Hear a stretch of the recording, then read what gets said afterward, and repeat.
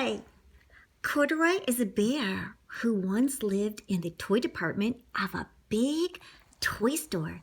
Day after day, he waited for the other animals and dolls for someone to come along and take him home. Oh, the rabbit and the dolls?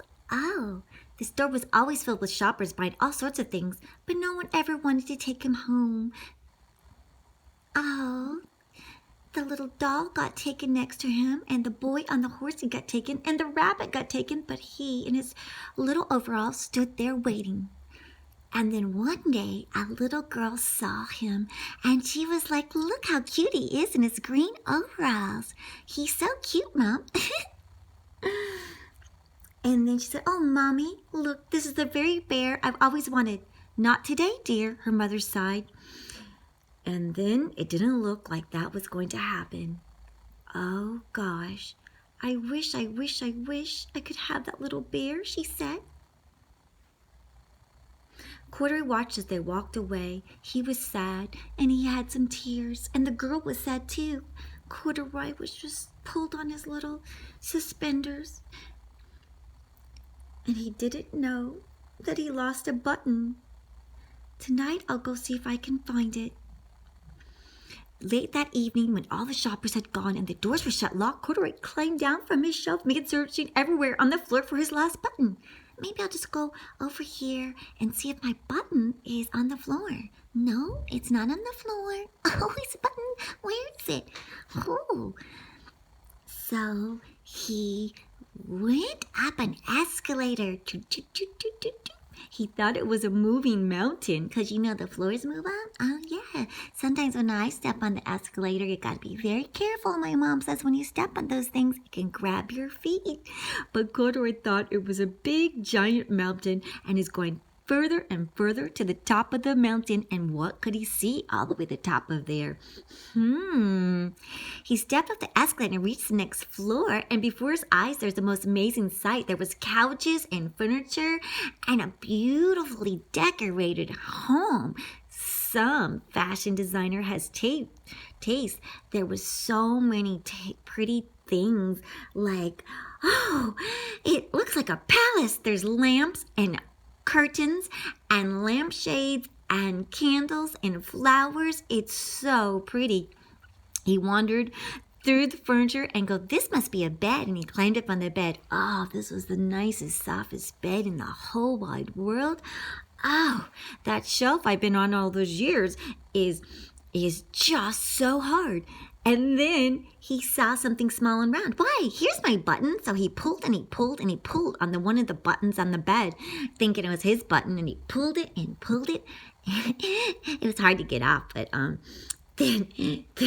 then all the other buttons and mattresses. Oh my gosh, he's making such a mess. And then yank, he popped. It came off the button, and he toppled down off the mattress, and then knocking over a lamp. Blink, blink. Oh no! It fell with a big loud crash. Bang! Oh, geez. Let me check and see if my paws are okay. So Courdouroy didn't know, but there was someone else awake in the store. The night watchman was going around the floors above, and he heard the crash, and he came with his big flashlight and his big badge and his cop hat and his cop uniform, and he had that flashlight looking for who was the intruder. "Who did this?" he exclaimed. "Somebody must be hiding around here, and I will get you. This is a terrible mess, and this is private property. Where are you?" And then the flashlight saw under the sofa beds came the little fuzzy brown ears sticking up underneath the covers. "I see you. Come out, whoever you are." Oh no, they're gonna find Courdouroy. I hope they don't hurt him. "Hello, who are you?" The watchman took Courdouroy under his arm and carried him down the escalator.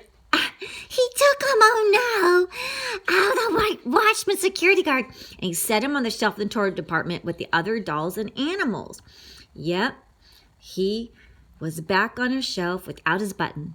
But the next day, the first customer to come in the store was the girl with a big smile he saw the day before. She was so pretty, and her little pink coat and her little white scarf around her face. "I'm Lisa," she said. You're going to be my very first bear. Last night I counted and I saved money in my piggy bank, and I have enough just for you. You want me? You really, really want me? I can't believe it. Somebody wants me. Nobody ever wants me. Shall I put him in a box for you, young lady? Lisa paid for the doll, and the sales lady said, You sure you don't want the box, miss? No, thanks.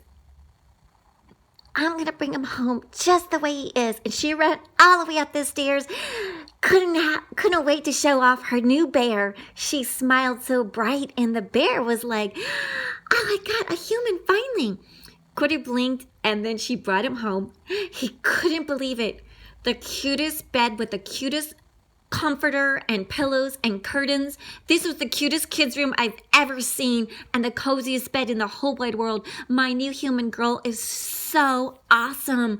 I love my new home. This is gonna be so much fun to play with my human.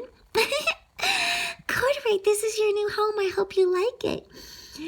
And you'll be more comfortable with your shoulder strap fastened. And she fixed his little button and sewed it all up. Oh, she sewed up his little button on his overalls. They're just so cute together. I love Courdouroy and Lisa. Yeah, they're so cute.